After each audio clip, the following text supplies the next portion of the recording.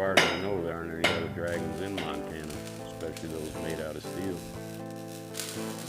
Cassandra, this is my first dragon. She's gonna be unique.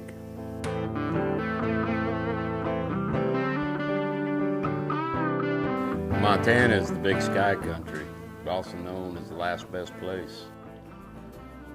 It's where you can create a new future for yourself by leaving your past behind.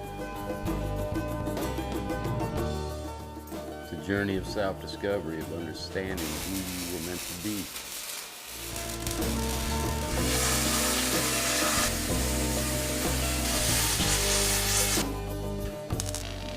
Steel itself has absolutely no limitations. You're limited by your imagination only.